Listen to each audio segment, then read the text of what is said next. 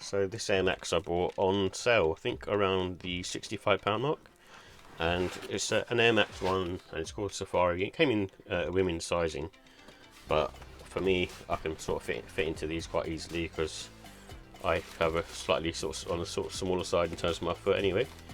And it's the Safari version, and I actually really like the colours on this. I think it really sort of pops, and I actually don't mind the Safari print around it.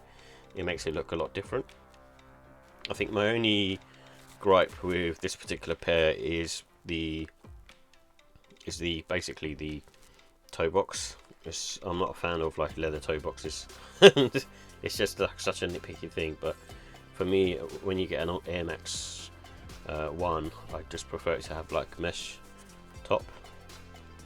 Not to say that this is probably better for like durability, I guess, you know, like if you're wearing a more sort of winter time, which I probably wouldn't because the traction isn't very good in the wet, and I've slipped around on this a few times in the past with the Air Max 1, and so that's why I don't like wearing them. But you know, for spring summertime, they're perfect type trainer.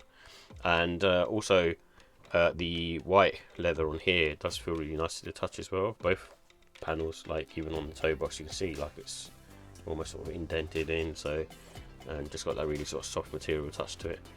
And also the on the heel as well, that's nice material as well, and I like the fact that it's got that white Nike Air embroidered on the back as well.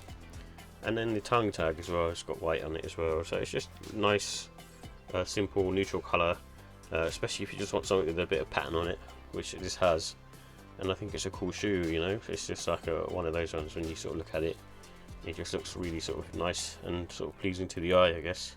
And the pattern, Safari pattern on this isn't too bad.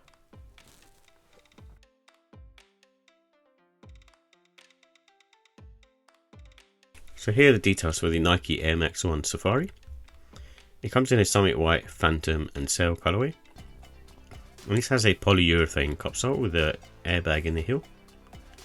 And it's made up of mainly sort of mesh, leather and suede upper materials. And the price was £145. So with the comfort and sizing, this is on the medium to firm side, much like any other Air Max 1. And then, like I say, you know, before any Air Max 1 review, they do feel a bit more comfortable the more you sort of wear them, and they kind of sort of break in a bit. But I will still say, like, because of their sort of more firmer style, it does get fatiguing after a while, and especially because your heel sits on the elevated side because of the air unit in the heel, and that can cause sort of tension on your foot, especially like near to the end of the day if you've been like wearing them all day. And true to size does work with these, but I sort of recommend still sort of going up for half size for wide footers. And again, the traction isn't very good on these, it's a bit basic in my opinion.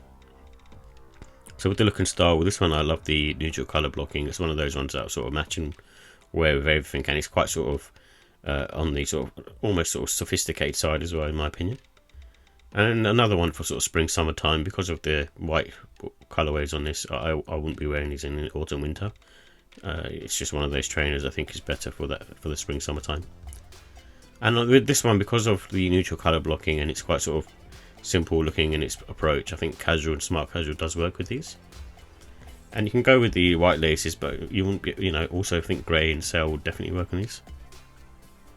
So with the final thoughts, I like the neutral colours. I think it's really cool and just look different, and you know, in general it's just one of those sort of nice, easy to wear sneakers. And the Safari pattern as well, so maybe it's not everyone's cup of tea, but I think it works on this particular pair. And the premium leather as well, especially around the toe box, it feels really nice on foot. So with the cons, I think the price, I think again, Air Max 1s in general are just priced way too high. And the comfort as well, so again, like I said earlier, it's on the more sort of medium to firm side, so don't expect too much sort of give on that.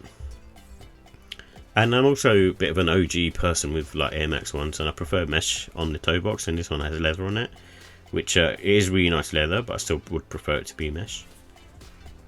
So with the ratings, I give the look and style on this one a 4 out of 5. It's a cool looking sneaker and a solid one, but I think it misses the mark in my opinion.